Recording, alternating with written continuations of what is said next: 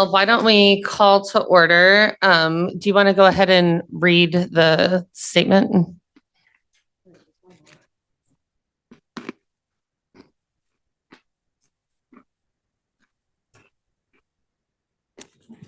Oh, actually, we'll do roll call first. Oh, perfect. So this is the Tuesday, November 26, 2024 Planning Commission meeting for Johnson County. Let's go ahead and do a roll call. Gregory Wolf. Here by Zoom. David Pederis is absent. Kelly Ross. Present. Brad Miller is absent. Lindsay Grisey. Present. Fred Sterrett is absent. Steve McGank. Here. Tim Orick. Present. Leslie Hind. Present. Craig Connell. Present. Andrew Logan is absent. And Kevin Hogan. I will go ahead with the hybrid statement. This meeting is now being recorded in the board hearing room with Planning Commission members attending in person. There's also an option for virtual attendance on Zoom webinar. For Zoom participants wishing to speak, please use the raise hand function in the Zoom app at the start of the agenda item on which you desire to comment. Comments will be received from in-person attendees first, followed by Zoom participants. When it is your turn to speak, the moderator will recognize you by name or phone number listed to join the Zoom webinar, and your microphone will be unmuted. Please state your name and the city and state where you reside for the record, followed by your comments. All public speakers will be limited to 2 minutes unless the chair designates a different time period. If you have trouble with Zoom, please call 913-715-9666. Please state your name, board members, staff, and presenters. Please state your name every time you begin talking, and please speak into the microphone so that people attending via Zoom can hear you, and the comments can be transcribed for the record. This is a public meeting. We are presenting live and recording the meeting. Thank you. Thank you. And just to clarify, I believe that we've established a quorum for today. Yes, we have. Okay, perfect. Are there any members of the public, either in person or on Zoom, that have a public comment that they would like to make to the board? We have no one on Zoom. Okay, so seeing none in the room and none on Zoom, I think we'll move on to any disclosures of conflicts of interest or ex parte communications by any of my fellow commissioners. This is Kelly Ross. I just want to disclose, I was contacted by Joyce Whittier via email. She just had questions regarding the subdivision zoning regulations that we're doing the committee. I told her basically I had missed the first meeting, that I'm on it, and that it's zoning board members that are on it, as well as planning commissioner members. I also, and then Alan England also joined in on that email and kind of had the same questions, but basically I sent them the YouTube link for our East Zoning Board meeting. I don't know if there were some glitches or something. They said they had troubles. I'm not sure if there was issues, but I sent them that, and I also sent them Clarion's website and told them there was plenty of opportunities where public's going to be involved. That's it. And I think all the other emails I've gotten from her, I think Jay is CC'd on those. Perfect. Anybody else have any other ex parte communications or potential conflicts that need disclosure? Okay, hearing none. Jay, I believe that you had somebody that you would like to introduce.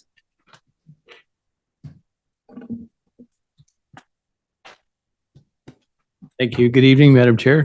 Jay Leipzig, Planning, Housing, Community Development Director. I wanted to give just a quick introduction to our first topic this evening, which is on the agenda, is the Johnson County Broadband Digital Equity Plan. It's actually the appropriate title, and the official title is the Johnson County Broadband and Digital Access Plan. We have mentioned this a couple of times before to this commission as well as our zoning boards. That one of the priorities of the Board of County Commissioners is to look at the development of infrastructure in the unincorporated area and how that infrastructure is compatible with our cities within Johnson County, and how we can produce that connectivity.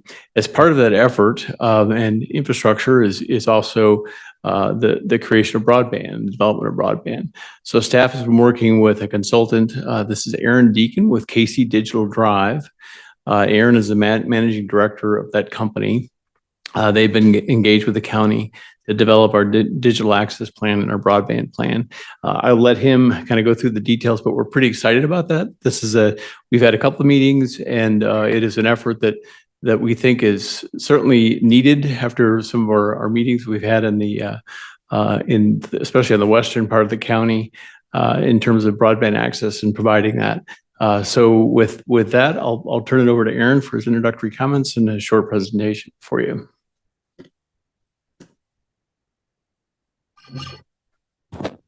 Thank you, Jay. Again, my name is Aaron Deacon, Managing Director with KC Digital Drive. And just want to kind of start off with a little bit on why we're doing this, and we'll get into why now because there's some broader factors. But as Jay mentioned, I think one thing has been that commissioners have heard from residents that broadband is an issue, and that there are lots of people in the county who don't have broadband access that they're looking for. This isn't really an issue that has been the province of the county or city governments generally, county governments across the country. You build some broadband for your own use, but you're not serving customers with broadband. And thinking about how people digitally engage in broad strokes isn't something that has typically been the province of the county. But as you hear that it's a problem for residents, that is one thing that kind of triggers an interest, I think, on the county's part in thinking, how do we make sure that the residents of this county have needs met in this space? Technology is all around us. It's become an integral part of our lives. It is an integral part of how we access services, broadband infrastructure and internet infrastructure, increasingly along with things like, more traditional utilities of gas, water, electricity, is a real quality of life issue. So I'd say this planning effort is really sort of an entry point for the county to think about what is our role in this space where we haven't typically had a role. And how do we make sure that the people that live here in the county can do all the things and participate in life online in the way that they need to be in order to live here, applying for jobs, learning, working remotely, accessing telehealth or other kinds of health services, even staying connected to their friends and family, are all part of sort of what, again, has not been something that we've really thought about at a local government level. And it's kind of like, well, what's the right role? A little bit about who we are, KC Digital Drive. We are a civic nonprofit organization that serves the metro area. We were started about 14 years ago after Google Fiber started building out infrastructure in Kansas City. Mayor Sly James and Joe Reardon initiated this nonprofit organization with a view towards, hey, we've got this large scale fiber internet build happening. How do we leverage that? How do we think about that? How do we make sure that works for our region? So we're a civic org, and we work on sort of the ecosystem for emerging technology and innovation and entrepreneurship, and also broadband and connectivity and digital access. So this particular scope of work that we have reached with the planning department, but we're also working with IT and the communications folks, is really a kind of propose a draft of a Johnson County broadband and digital access plan. We've started working on this really in earnest over the summer. We'll have a draft this next month, I guess, kind of a first draft to review. And then, again, this is really, I think, a starting point for the county to think about how it sort of sets out, what its priorities are. It may or may not include things that the county does, because again, the county's not really in the network of building networks and providing service, but especially in light of some of the federal and state programs that are happening and the way that funding is flowing, having some sense or a framework for the county to have dialogue among staff, among electeds, and among the residents of the county about, how we set priorities is important, I think, as we look at how we take advantage of some of the opportunities coming down the road. We had a kickoff meeting with the internal team in the summer. We've been doing secondary research. We, as an organization, participate quite a bit with other communities of practice and cities and counties around the country, so have a good sense of how other people are addressing this issue. We've done some internal resource assessments in terms of counties' resources and staff, have done some community engagement work, and then we had contracted to support on some specific opportunities around federal and state funding.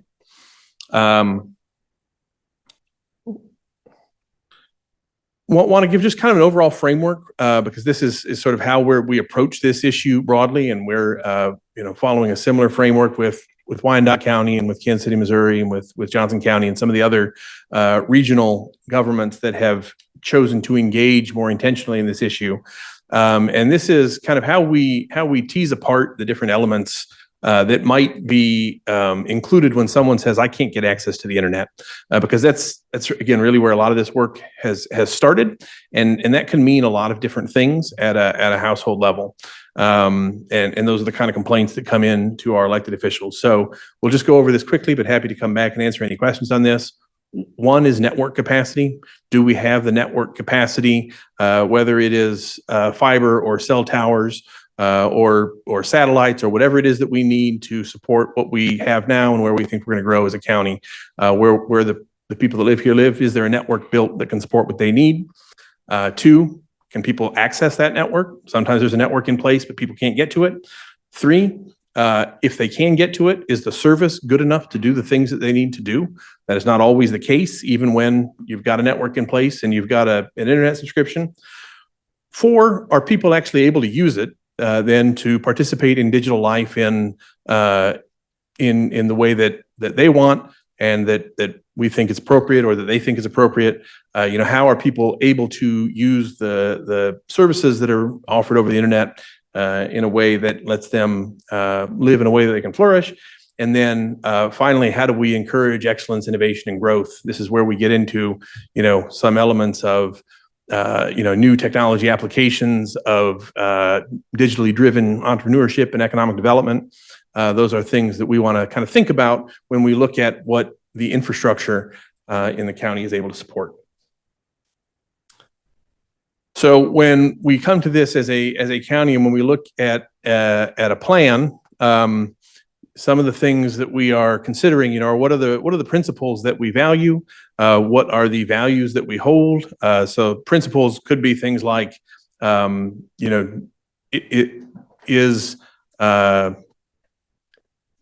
do we feel about fiber networks versus wireless networks?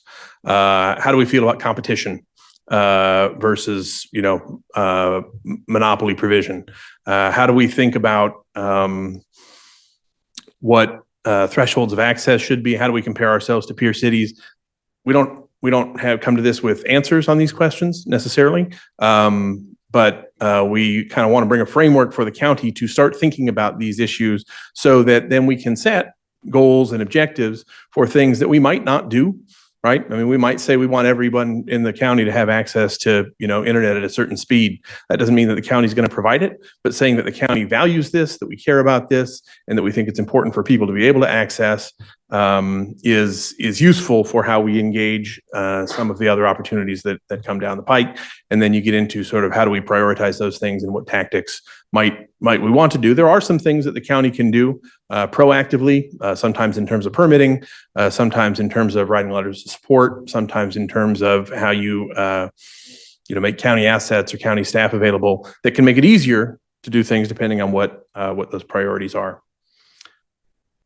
So I want to talk just a little bit about some of the federal, and maybe should have said this in the up front in the why are we doing this now? Part of this is because of where we are just from a technology perspective. And I think COVID really highlighted some of the gaps when people in just being able to go about your everyday life that happened when service wasn't available.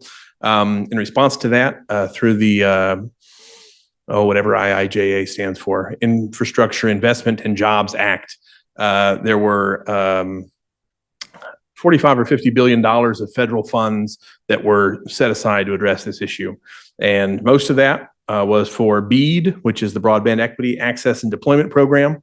It's $43 billion to really build out broadband networks. And $451 million was allocated for the state of Kansas. Get into that a little bit more in a second. And then there was something called the Digital Equity Act. That was $2.75 billion. That is what helped to set up our state broadband office, helped to craft something called the Kansas Digital Equity Plan. The broadband office has gotten $8 million allocated to implement that plan, and that funds things like support for internet subscriptions for low-income households, digital skills training, digital literacy, public computing access spaces, maybe getting devices or computers into the homes of people who can't afford them or don't have them. We also submitted on behalf of the Kansas City metro area a grant for something called the Digital Life Exchange, which was a $12 million federal request for what is about a $27 million project that helps network a lot of the human service organizations that serve the region and increasingly see digital barriers to how people access their services. And I'll talk a little bit more about that as well. This is a map. So one of the things with this BEAD Act that the state did, and this is all sort of, it's a really complex layering of what the feds do and then what the states do and then what the locals are asked to do. So NTIA, which is the federal administering agency, mapped addresses all across the country with the goal of figuring out where was served and unserved. And then they delegated some of the responsibility of determining that to the state broadband office. This is a map that shows 1,021 locations that are deemed by the whole BEAD process as unserved and underserved broadband serviceable locations. These are eligible for that $451 million. That needs to be applied for by an internet service provider who says, I want to come serve these areas. These colored areas represent what are called project fundable areas, meaning that if you're a broadband provider, you can't just cherry pick and say, I'm going to provide to this address or that address. You need to say, I'm going to cover this area, because the whole intent of this legislation was we want to have broadband coverage available at every address in the U.S. There are some real problems with the process as it's been set up. And we know that this is not a comprehensive map of where the problem areas are. There are plenty of people that we've encountered who, have all sorts of reasons that they can't get access to broadband. It might not actually be built there. They're happy to get into all of the reasons why this is. But we know from, a planning perspective, we have one opportunity, which is to get some of the state money right now to help get networks built to these places where there aren't. But there are other places that have broadband issues that are not shown on this map. And all of this money that's been allocated by the feds, at least as of right now, isn't eligible to help it. So that's part of what I think our consideration set is, moving forward, is the places that aren't going to be able to be served through this program. How do we address that? What are the different colors mean? They're just done to differentiate the areas. There's another map. I can show you that they don't mean anything. It's just there's 10 different project fundable areas, and it's a way of showing. Okay. Which ones are which. I mentioned, and we'll talk about this just briefly, this other grant that we had submitted, which is a consortium of organizations. Again, trying to connect direct service organizations. This is more on the Digital Equity Act side of the funding. This is a member-based partnership network. Again, these are organizations largely that do direct service work, that are out there generally serving underserved populations. Goodwill, Guadalupe Centers, Jewish Family Services, Jewish Vocational Services, Kansas City Indian Center are all providing some level of human service support. And these organizations have consistently found that, they're delivering healthcare to somebody maybe who doesn't have a computer in the home, who doesn't have internet access, whose internet access is unstable, maybe who don't know how to use digital tools.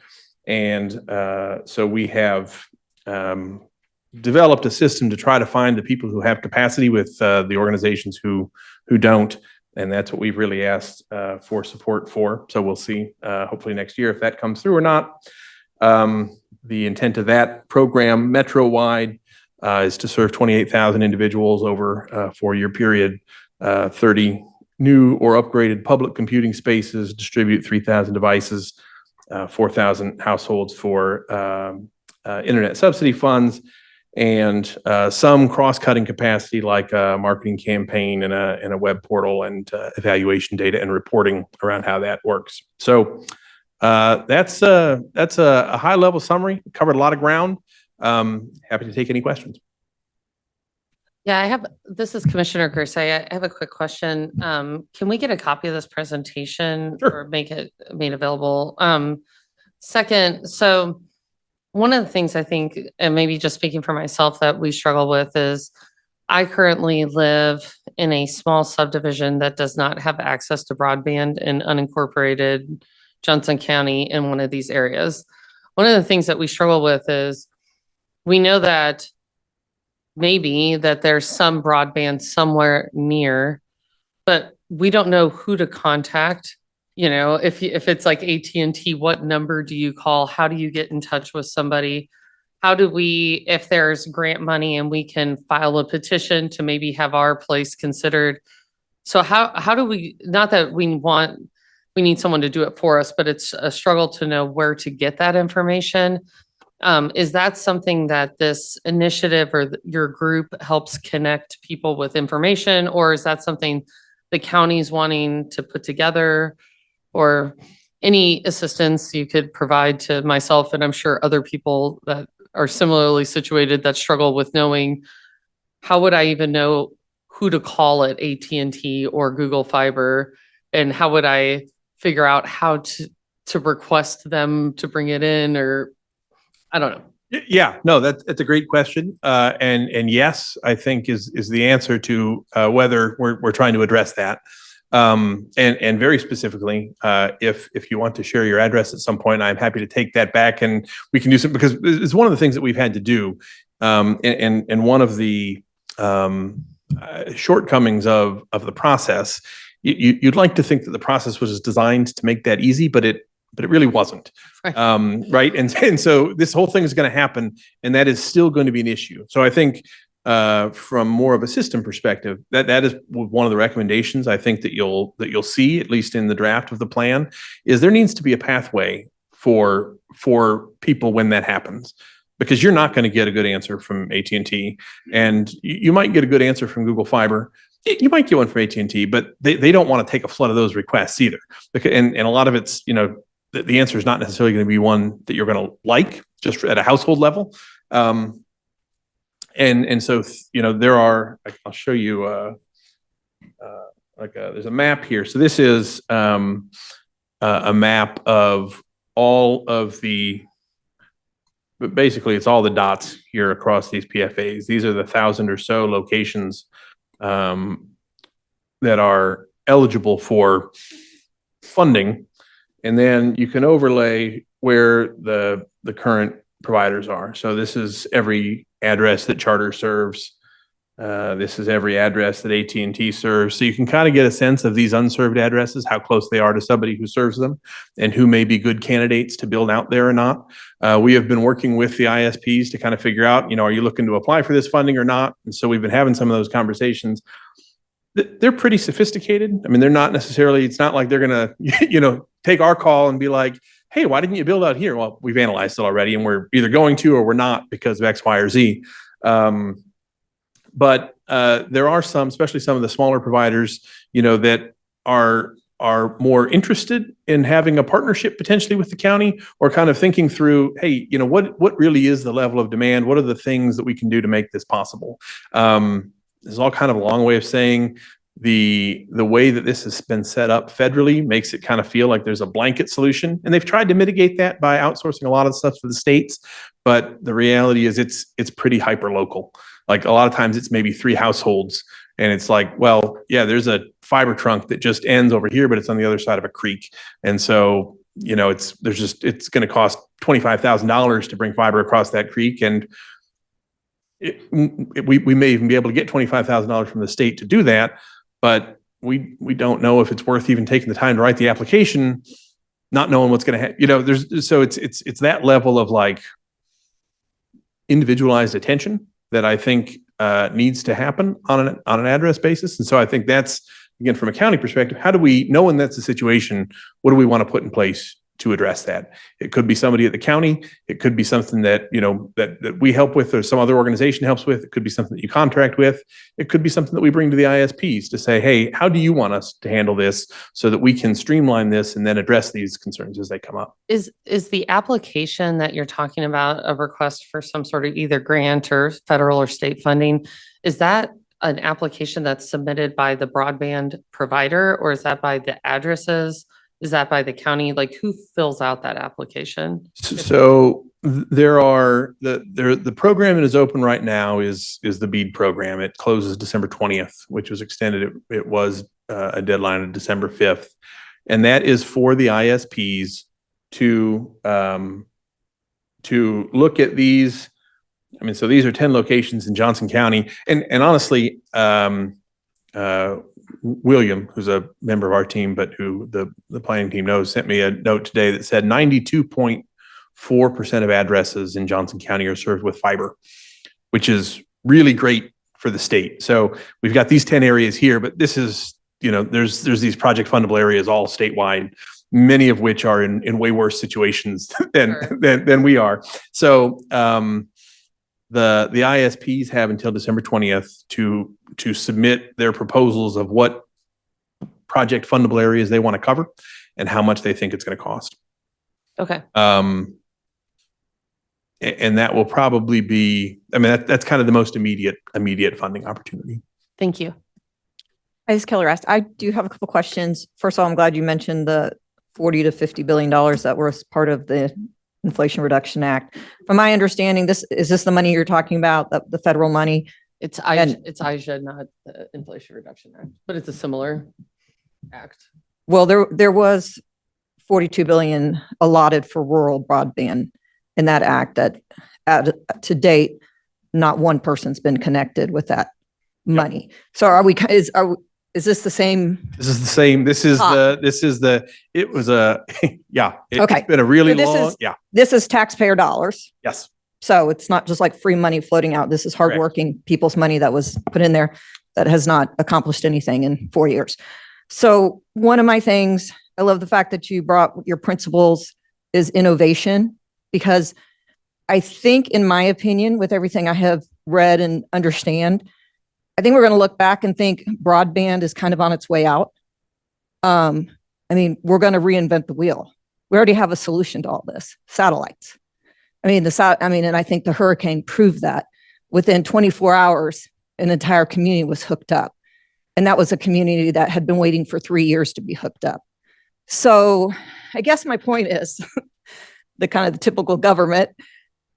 So now all of a sudden, I don't know how long you've had access to this money or why now all of a sudden there's this push to try and do something with this money. But as a taxpayer, and that being my money and also being on these boards, I want to be a voice for the taxpayer and use this money wisely. I do not think, this almost seems ridiculous. I mean, one day we're going to look back and say, why did we lay copper wire all over the place? And you brought up yourself going across water. So right now you can get a satellite, gets delivered to your house, you're set up within an hour. Starlink has, I don't know how much you're aware of what Starlink's. Quite aware. Okay. Well, then, there is a plan to do a whole nother lower level of satellites, which is going to be dedicated specifically for internet use, which is what we're talking about. That's all going to be done. And it's going to hook everybody up at a much cheaper cost and less tearing up of everything. I mean, I know I live in Stillwell, so one of these, not far from Commissioner Grisey, AT&T came through, I don't know, it was like 2 years ago, not one sign on anybody's door, started tearing up the yards, hit my underground dog fence, just because it went out that far and they had to come up in our yard, just the way the utilities were, never notified anybody. And we still haven't heard anything, and I had to pay for a new dog fence because we couldn't get through to anybody. So I don't really have a good feeling about all of this because I've already seen what's tried to been done. I've seen the money sit there and not anything's been done. Now I kind of feel like everybody wants to spend this money. And I'm just going to caution and urge you, like, if your principles are innovation, broadband really needs to be looked at seriously, because broadband is on its way out. We do not need to be laying cables and wires especially even when copper, is considered a little bit of a hot commodity. I mean, people are already stealing, catalytic converters for the copper. I mean, let's save our resources. And if there's already an answer to this problem, I mean, there's already a solution at a much cheaper cost, much more effective, and it's already on path to be 100 times better than what broadband can even serve if you ever get it served. So that's my take on all this is like, I think it sounds great. I think you're 10 years too late to the, so I'd like to know your understanding. If you're up on all the satellite stuff, how you would think that this is a good, constructive plan for taxpayer dollars to really serve people and not be reinventing the wheel, which actually is going to be far worse than what is already out there and going to be here. I mean, we have the satellite. We have a farm down in Bourbon County, very rural. You can't get anything. Satellite works great. We have a portable one. Every time my husband goes hunting, he's in the middle of nowhere. He hooks up to the satellite. It's awesome. I mean, it's absolutely ridiculous to be even having this conversation with the other innovation that is already out there. Yeah, no, So- those are fantastic questions, and I'm glad you brought all that up. And I think that is sort of the context that we are bringing to this process is for the county to be able to have a point of view on those things, because typically the county hasn't. And we're not even dictating what that point of view is, but sort of bringing it to the table and trying to bring some information to the table so that dialogue can happen. I guess I'm confused what Keller asking. If something's closing December 20th, has this process started? Is it ended? The process is closing on the 20th for people to have applications. I haven't really understood where we are in this process. Yeah. At one point, it sounds like we're just starting. Well, if we're just starting, I feel like then the broadband really needs to have a hard conversation of weighing the pros and cons versus satellite. If we're just starting, if the goal is to connect rural people, so let's have a pros and cons between satellite and broadband. Yeah, no, that's exactly right. It seems like that's where it should start, but I don't see any of that on this presentation. But then at the same point, if things are already closing to put in applications, I'm not really understanding that aspect of it, because it kind of seems like if we're closing a window to put in an application for something, then that something has already been defined and whatever. So seems to be a little bit of a disconnect. Yeah, a few things. So one, I would say, and part of, one is definitional, and this is part of what I think this process is going to help with. Satellite is a form of broadband. So broadband, when we say broadband, we're talking about how quickly and how much capacity you're able to access the internet through. So you can do it through fiber. You can get broadband maybe through DSL or T1. You can get broadband through wireless connections. You can get it through cellular towers. You can get it through low Earth orbit satellites. Okay. All of these things are ways to deliver broadband. Okay. And so when we look at and at a national scale, Senator Ted Cruz from Texas, asked NTIA, and I think he said maybe we should stop this. Maybe we don't. I don't know what's NTIA. What is the Fed's going to do? Given where we are, and he has expressed frustration about the speed at which the dollars have gone out. Let me ask what the BEAD is specifically broadband laying cables, though, correct? Nope. That will offer the satellite option too? So I- by legislation, yes. By administrative, and this is all, most of the questions that come back to that in a second. What we are doing is, I think, is I hope, what you're suggesting in terms of advocating for our taxpayers here to get the best result for the federal money. This is not our plan. This is not our application process. These are not our dollars in the sense of not us at KC Digital Drive, not us at Johnson County. This is all stuff that's happening removed from any decision-making capability we have to some extent. So when the IIJA was passed, they made definitions about what broadband was. They defined what unserved was. They defined what underserved was. They defined a whole process. They defined how much latitude states had to consider different technologies. The legislation itself was written to include satellite coverage. in a previous funding, and this is, I should have researched this. There was, I don't remember if it was through this act, there was a big tranche of funding that was sort of earmarked for Starlink and then was pulled back from Starlink. And I think this is part of what, there's some, well, maybe we should go back and allocate that for Starlink. You can't get, we couldn't get I looked into it and you can't get the funding for the satellite use. Unless there's Yeah. So, some avenue I did not know. So that's why I was assuming it was cable. yeah, and for, right, because the way those networks are built are not, you don't need local infrastructure in the same way. So to build a satellite network here is something that happens at a national scale. It's not something that's going to happen at a county scale in the way that, putting up a cell tower or building out a fiber network is. So I don't know if that helps from a just sort of context standpoint. I could talk a little bit more about the technologies too. No, as Keller asked, I just think that we need to get to common sense, realize, federal money is taxpayer dollars, hard, dollars that people worked very hard for, use it appropriately or give it back if it's not necessarily needed, and keep politics out of it, but do the right thing. And let's not reinvent wheels, and let's have a conversation. So I do appreciate clarifying that satellite does fall underneath the broadband. However, does not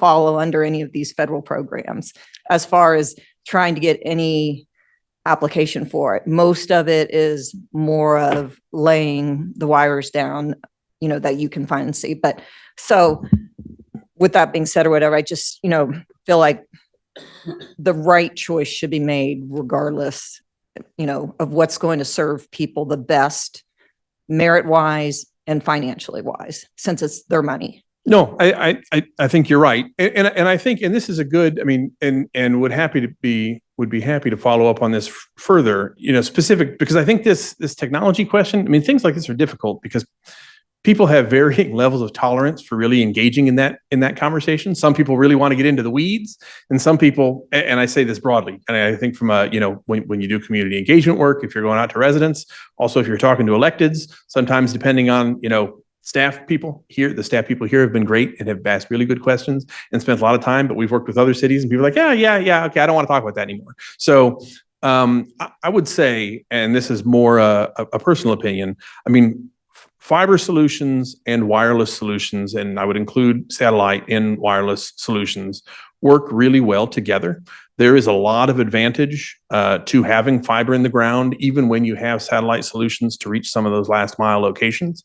We've seen this with mobile and with cellular, and in some cases, to reach a certain address, it is absolutely a more efficient and cheaper way to get there using wireless. But this gets into sort of what your future plans are too, when you think about what do you see as the future of unincorporated Johnson County, and how do you want development to grow, and how do you want to prepare for the future? And I would argue that having a robust fiber footprint is going to make all those other wireless technologies more successful over the long term, especially when there gets to be real density. And we've worked with some folks in parts.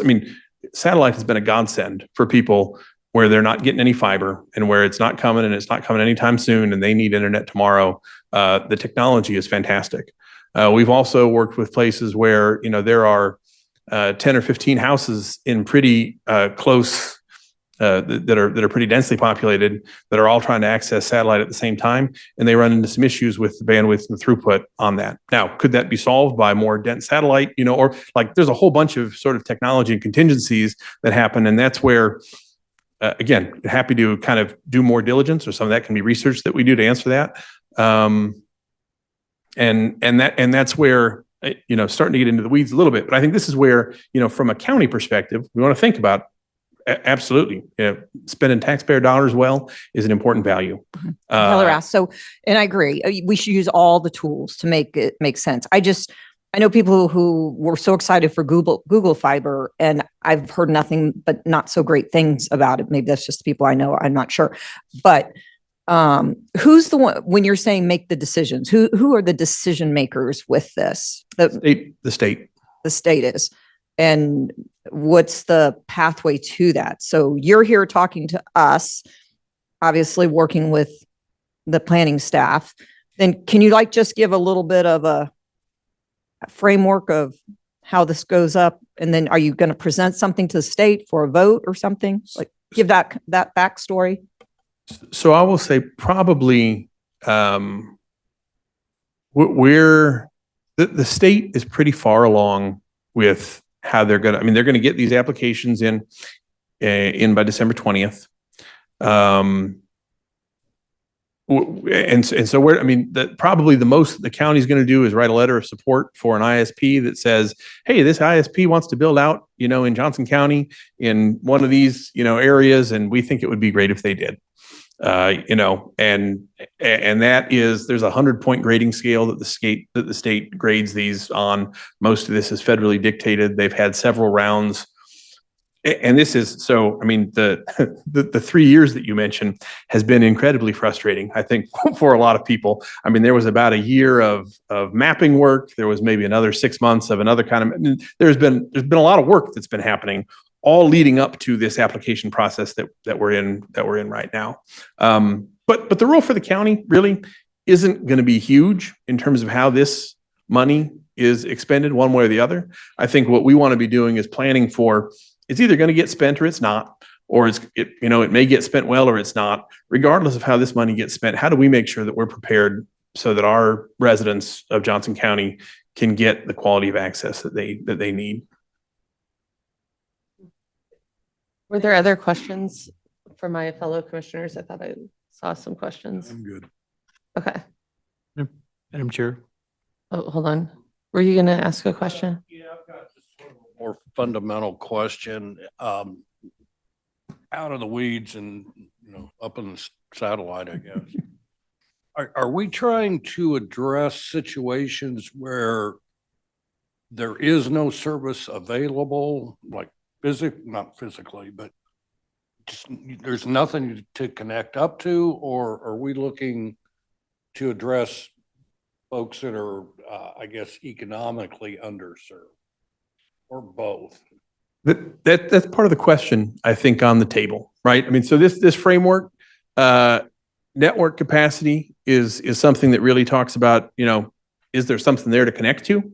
The more you go down this list, you get to, okay, well, if there is something there, can people connect to it? If they can't, why not? And if they can't, what do we want to happen in that case? And that could mean that the county wants to do something. It could mean that the county doesn't want to do anything. Could mean that the county says we want somebody to do something, but it's not going to be us. Those are sort of the issues that we're grappling with. But it's both. Yeah, it is inclusive of yes. Okay.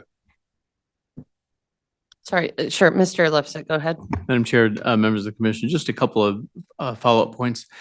As we stated, I think Mr. Deacon kind of can state it much more eloquently, is more knowledgeable than I am. But really, the point of this exercise in this broadband plan is it's a Johnson County broadband and digital access plan. So that includes a lot of different provisions, whether it's wireless, whether it is broadband, including those provisions, and the ability to kind of think cohesively about broadband or about this service as a utility. So for new subdivisions coming in, to create the economic conditions so that developers and are building subdivisions will at least think about this connectivity, whether it's broadband, satellite, whatever that digital access might be. So there's a concept of that connectivity on the broader scale, with the focus being on the unincorporated area. The other piece of this is that various cities within Johnson County will be working on a broadband and digital access plan as well. So we want to make sure that our plan is compatible with what they're doing as well. So it all fits together. And I think that's a key part of it. The other last piece I was going to mention is when we receive a draft of this document, this will be reviewed by staff, and we'll be meeting to discuss the various components of it. The next piece is we're working on our subdivision regulations, where portions of this plan might be incorporated in that document as well. And then this plan we presented for the Board of County Commissioners as well. Probably sometime, I anticipate either probably the second quarter of 2025 or sometime, it could be before then, I just don't know at this point. But that's really the idea. And then and so this would be, but we want to make sure that whatever we're doing is compatible with the various cities with the Johnson County as well. Commissioner Grisay, just one last question, unless anybody else has questions. I think you said that there's a deadline, December 20th, and part of that may or may not involve members of the county either advocating on behalf of certain applications or certain zones. How are those decisions going to be made by the county? And maybe it's a better question for the planning staff if you get asked to write in support of a particular application, how are you going to make the decision whether or not to support that when there isn't a planning or policy document that's been approved by the Board of County Commissioners outlining the goals? Madam Chair, Jay Leipzig, I guess the short answer to that is we know the areas that are underserved. We have that mapped out. So I think if an ISP came forward and wanted to submit a request for BEAD funding, if it was consistent with the areas that are underserved, we would support it or probably support it without looking at the application. But really, it's a competitive process, and I don't know if we'll have, whether 2 or 3 interested service providers, or there'll be more than that. Be a great problem to have if that should happen. But really, it's looking to make sure it's an underserved area, that it qualifies on a basic level, and then the state will be doing the evaluation and the ranking and the ultimate funding. I assume I'm speaking correctly, but then that would be the next step then. Thank you. Go ahead. Greg Connell, I do have a comment just to help educate the commission maybe some more. And Jay knows this, and so does Aaron, because at one of the public meetings on this, I was in attendance. So the state map thinks that I'm served. And I've on our third internet provider in the last 6 years, and I've never been up to 100, which means being served by the state definition. Correct? It's 100 megs Yes. download. And it's the right reason the state thinks I'm served is because my internet provider has told the state that they provide 150 megabit download. They've never provided anything. I've never tested more than 70. And generally, it's less than 30. So my issue with the process is that the map's not even right. So I'm in the northwest part of the county, and all the neighbors have different ways of doing it, and they're all upset about it because the TV will, if you're streaming, the TV will buffer. A lot of days in the morning. The mornings especially is bad. I don't know why with my provider. Drop to 2 sometimes, and you're just sitting there waiting for stuff to load up on your iPad. So I don't even think state map's correct, but that is what it is. Ms. Keller asked just one quick question. Okay, just to kind of be blunt and just be like somewhat honest of this situation, to make sense out of this, where we're at in this process basically is you're trying to present something and we're checking the boxes so that you can so Kansas can secure funding. And then everything else is going to be worked out after that. Is that the main goal of this exercise, your presentation, all that the main purpose is to hopefully secure funding for the state to then figure out what it's going to do after that? Because it just seems like we're closing, there's just maps aren't correct, all stuff. And It's a good question, and I'm glad you asked it because not really. We're kind of behind them. The state has been awarded their funding. They're going to spend this $451 million. They may spend it here, they may not. We're pretty far along in the process of where it's going to go. We've been doing some work, with the ISPs to figure that out. But I would say that the objective is more to Mr. Connell's point that this isn't going to solve it. I think there was a hope 3 years ago that there was, we're going to put $45 billion down, and now this is going to be fixed.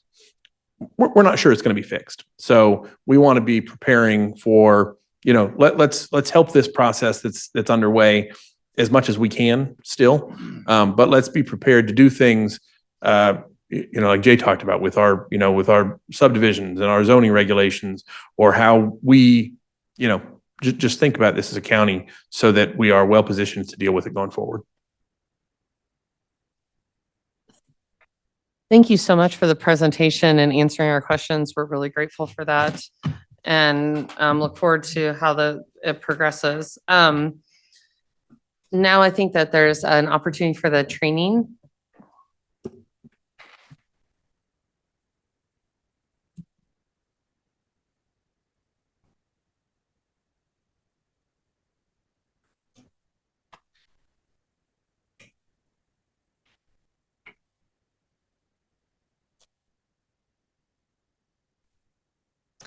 Good evening, Commissioners. Zoe Brown, Planning Department.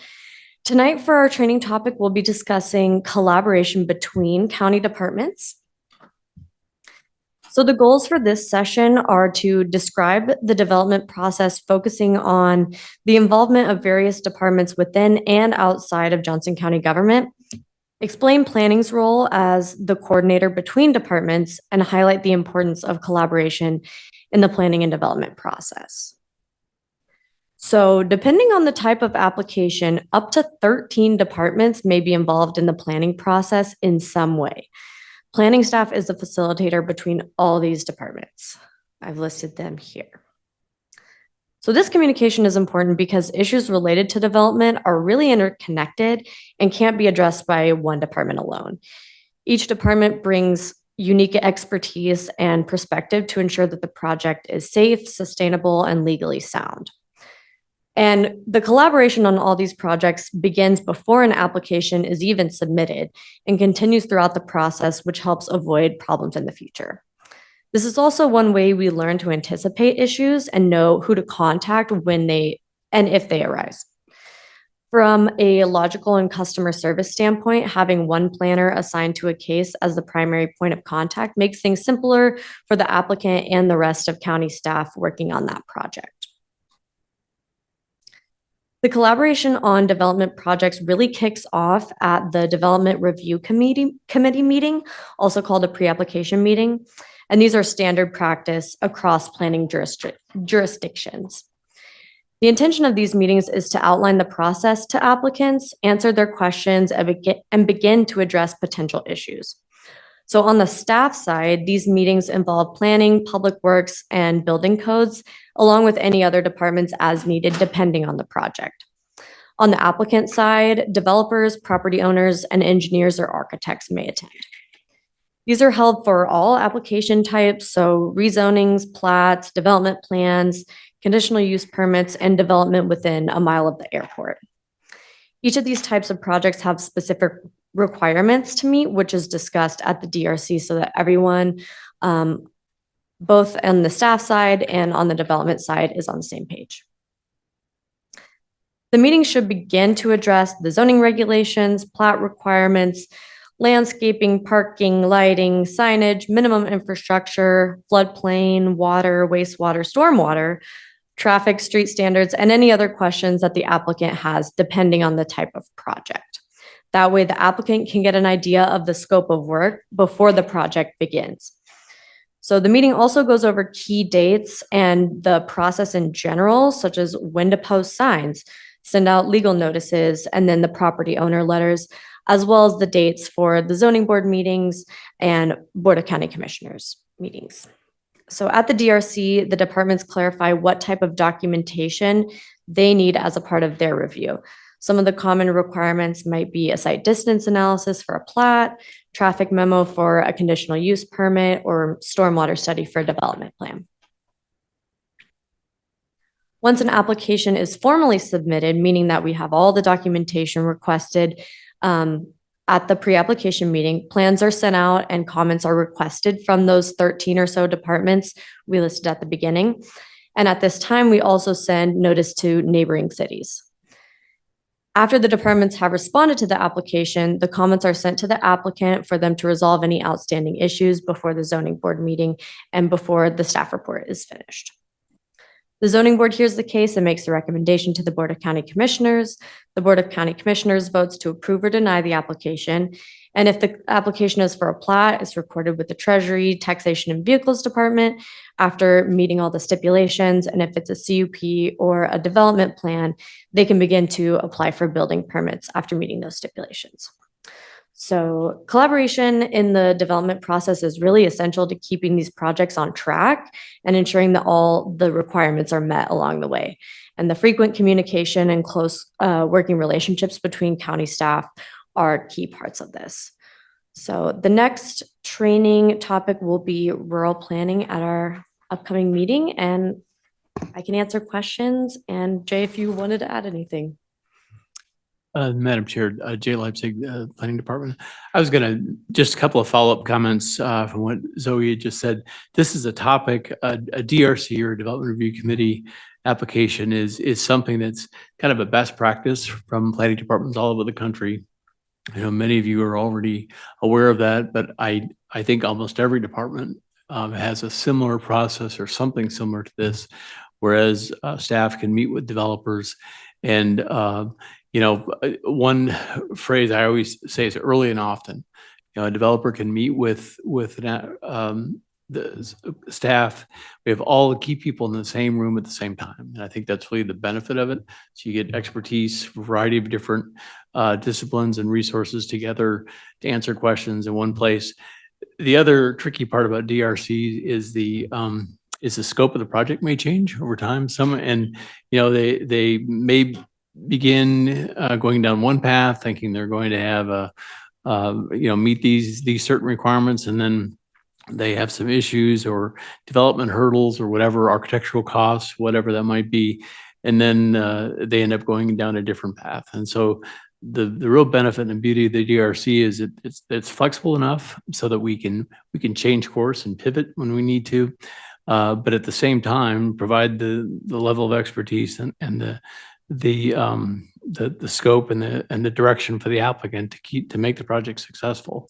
And one size does not fit all. Some are very basic. You could have just a lot split for a rural property, a barn, for example, or someone wants to split off a few acres for another development. Those are very simple cases. And then we have the unique part about the Johnson County, especially, is we have these very sophisticated projects going near airports, like the Executive or New Century, where we have new technologies that are coming in or new manufacturing facilities that require the latest review for code standards and setback standards and planning and zoning. So it really runs the gamut in terms of those details. But it is a best practice that's used all over the country. It's just a great way to familiarize the applicant with staff, as well as staff to become familiar with the applicant and the requirements, and that changes on a daily basis. And as a director, that's something, or Sean too, we struggle with, is how to make the DRC as adaptable as we can. So it's applicable to everybody, but still make it fair. And so it's a very objective process. We follow the same rules, the same procedures every time as we go through that development process, development application. Yeah, Commissioner Grisey, I think we've spoken about this before, but I think I am always wowed by the amount of time and involvement the staff spends in making sure that an applicant and an application gets a lot of review and thoughtful consideration.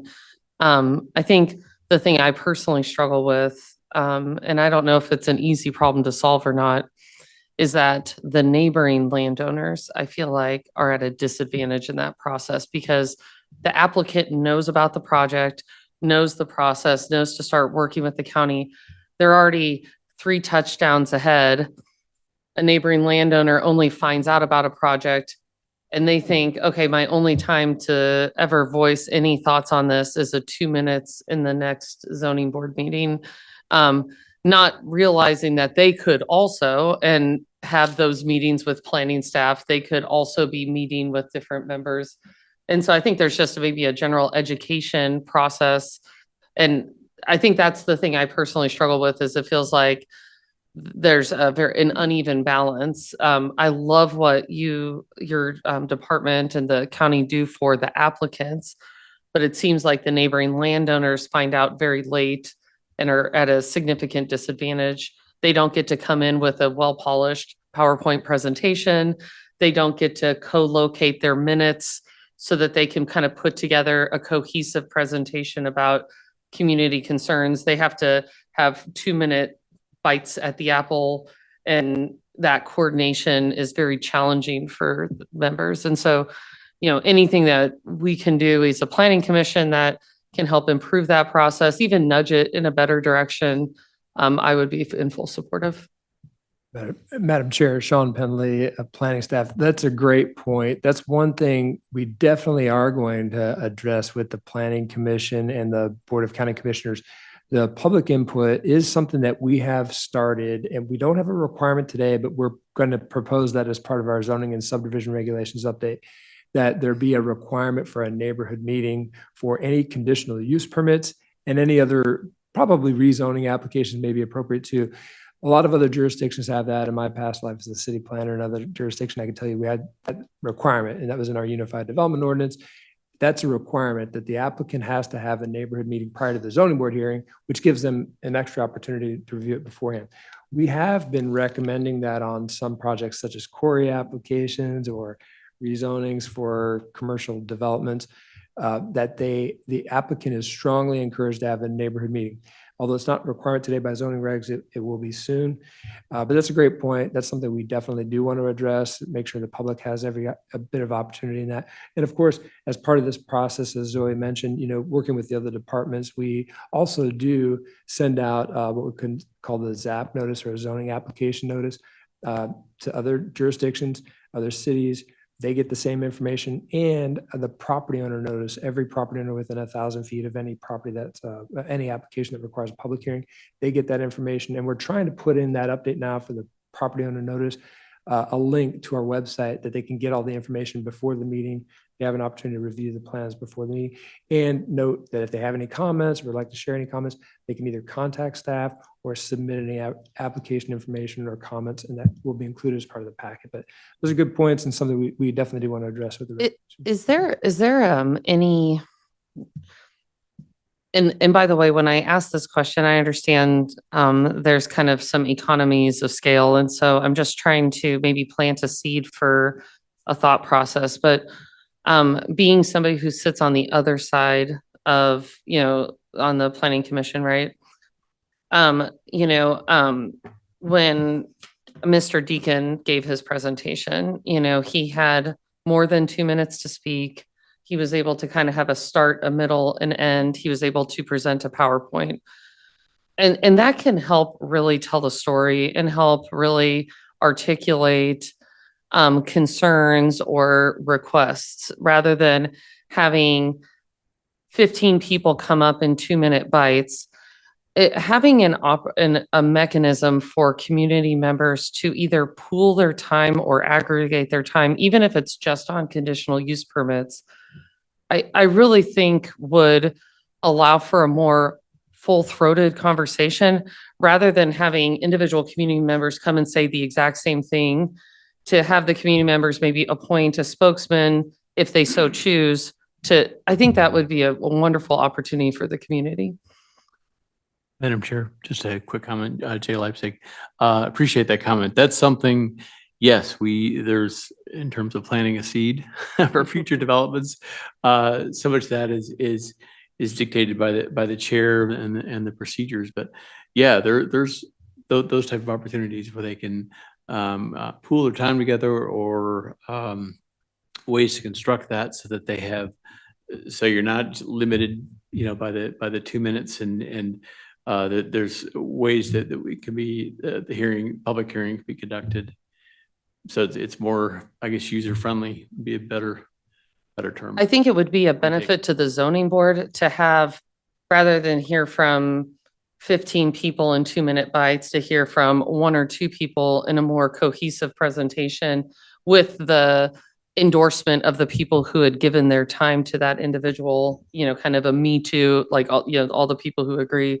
And it might be mutually beneficial to have a cohesive presentation rather than these 2-minute bites on some of these more significant applications. I will say this, Kelly Rest, at one of our zoning board meetings, I don't know if you remember the landscaping on Ridgeview. One of the neighbors did take the lead on it and did a whole PowerPoint presentation, and he asked for the extra minutes because he was speaking on behalf of the other neighbors. So, and it was much better, and the meeting in its entirety was much better as far as how it all, took place. But I think that's some of that onus is going to have to fall on the neighbors if they get enough time to know what's going on, because this was something that was then, we extended it later. So neighbors had the opportunity to do this because they all were pretty unaware of what was going on. But they did do that. But again, they took the initiative to plan that and do that. But I totally agree with you, totally agree with what Shauna said. An excellent presentation, Zoe. I'm going to throw in there as far as also the golden criteria, because I think the CUPs that are the most contentious are the ones where there's different opinions on the golden criteria, which is somewhat objective, especially when you think one person thinks, oh, this fits, reflection of the area of the land, and then other people of the neighboring areas, and other people don't. So I guess my question would be, when it is obvious that it doesn't, when does staff decide? Because I've also heard too, when we're all kind of against it, staff always reiterates that the golden criteria is not, an all or none thing. So it can be discounted. So, and I think that's probably our biggest issues, is when y'all have discounted it and let the application get to this point, and we're looking at it going, we don't think this fits the area. So can you all give any feedback of when you guys decide that it, even though it, and there have been some applications where it clearly doesn't fit, but you've kind of overlooked that and said, we're going to look at all the other stuff. I can, Madam Chair, Jay Leipzig, and Commissioner Rast said it eloquently as well. The golden criteria they're somewhat subjective, and they are criteria reviewing and evaluating site plans. We look at them collectively, and oftentimes you'll notice in our staff report, we'll say, something to the effect of, it meets this requirement or consistent with that factor, or it does not meet it. We tend to look at things, there's various components that we try to look at them collectively at a point. And, staff, we look at what is in our subdivision regulations, what those requirements are. And does the application, is it consistent with the parameters and the requirements in our zoning and subdivision regulations? That's really our greatest limiting tool, I guess. And then of course there is a zoning or the golden factors, but they are subjective. And we try to be as open about that, and I think presented an unbiased approach. We'll kind of list what items are meet it and which items do not. I think, Kelly Rast, we'll keep it simple. I think the main thing is the public is very unaware. They look at these golden factors as that is a deciding point. And I don't know if there's a way we can clean that up in the public eye and the public opinion, because that's where they're so frustrated, because, and I've been to Overland Park meetings because of the encroachment with Stillwell of what's going on. So, and that is the main thing that they all get up and say, this does not follow the golden factors. They know it's a legal document, but then when all said and done, it kind of gets thrown, just kind of gets whitewashed of, oh, well, it's subjective and it's, it doesn't have to meet all of them. And so is there a way, maybe it would help if we change the public opinion on this and let them realize these golden factors really don't carry a lot of weight. That might help both sides, because that is the biggest issue. Mr. Rast, Jay Leipzig, your point's well taken. I agree. I think there's some ways we could present it so it's more straightforward and more educational for the public, I think, so they're not surprised. I think, and not only for the applicant, but for the public watching the hearing. as well. I think there's some things we could do in addition to what just the staff report. You know, and there again, you mentioned going to Overland Park. I've been to planning commission meetings all over the country, and they're all a little bit different. And I guess trying to get those best practices and try to determine the best way to present that information. So short answer to your question is yes. I think we could work on that and try to provide more of an educational resource on what those points are and how they affect the decision or the recommendation more. We could touch on that more than because we touch on it, but it's in the staff report, and maybe it's not brought out as much as we could bring it out more to make it more clear. Commissioner Rest, is your question really, and I just want to make sure I understand, is that why, maybe is the question that you're asking to the planning staff, why are planning staff continuing an application that fails one of the golden criteria? Is that like that it should, why is that not a stopgate? Why is it continuing? Why is the process continuing? Kelly Ross, rather that than- is correct. That was my first question, but I have been throughout the process, whether it's planning commission with or zoning board, I have learned over time that they don't have to meet all of them. And so one, it's subjective. So even if they put in the report that in their opinion, it meets all the criteria, even though every single neighbor is saying this, in my viewpoint, this does not meet. Then at the end of the day, staff can say, well, it doesn't have to meet all of them. And that's where I feel like the golden factors or golden criteria, what the public goes off of, it really needs to be readdressed with the public, because everything's always about meeting these golden factors. And that's what the public really relies on. And I think it's misleading because it really doesn't. I don't really think they carry much weight at all. I think it's more the zoning codes, I think that's what carries the weight. And at the end of the day, the golden factors are subjective. And even if it doesn't meet one, it's still, they don't hold any water. That is what I've seen across the board. And it's really sad for the public to not understand that and think that, how did they just pass this when this clearly doesn't fit the character of the neighborhood? But either that was subjective and planning thought it did, or they're saying, well, no, it really doesn't, but that's not enough to not let the application go through. That's my experience over the past 2 years. And what's been, I've met with Jay on this several times too, and that's what I've been told. So I just feel like the public's being misled with these golden factors. Does anybody have any other questions? Thank you so much for the training. It has occurred to me though that I have made a mistake and I skipped over the approval of the meeting minutes so apparently I need some retraining, maybe as a thought for the next meeting, is reading words. Yeah, apparently reading words on a paper. In our packets were attached the meeting minutes from the last from the meeting minutes from October 22nd, 2024, Johnson County Planning Commission meeting. Does anybody have any additions or deletions that they would like to make to that? Can I get a motion to approve those meetings minutes then? Greg Connell, I make a motion to approve the meeting minutes. In a second? Second. Second. Okay, all in favor say aye. Aye. All opposed? Okay. Well, thank goodness we narrowly avoided that disaster. Okay, so moving on. Thank you again for the training. Do you guys want to, for Mr. Leisig or Mr. Penley, do you want to do the director's report?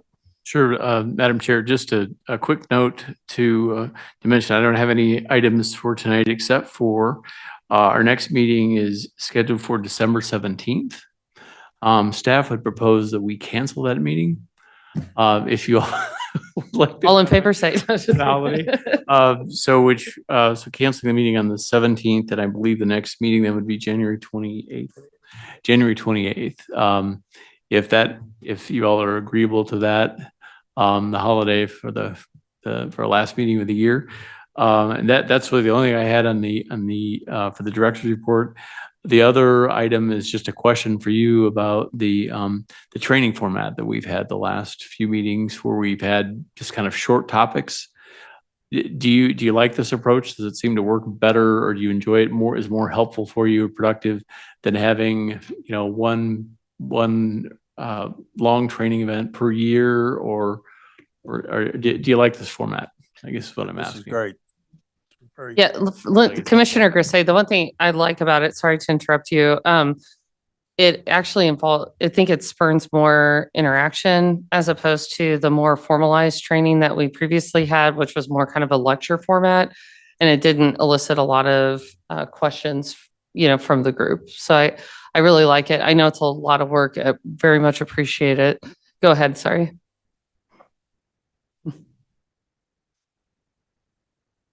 Okay. Perfect. Well, do we have to do a vote to cancel, or do we just No. all nod our heads and say, okay, perfect. Perfect. Well, is there any old business, new business that anybody would like to discuss? Okay, hearing none, can I get a motion to adjourn? So moved, we adjourn. Okay, can I get a second? Awesome. All in favor, say aye. Aye, opposed? All right. Well, since we won't see you guys, I hope you all have a happy holidays and stay warm out there. Excellent. So my treats worked, right? Karen, did you get some? Oh, I have.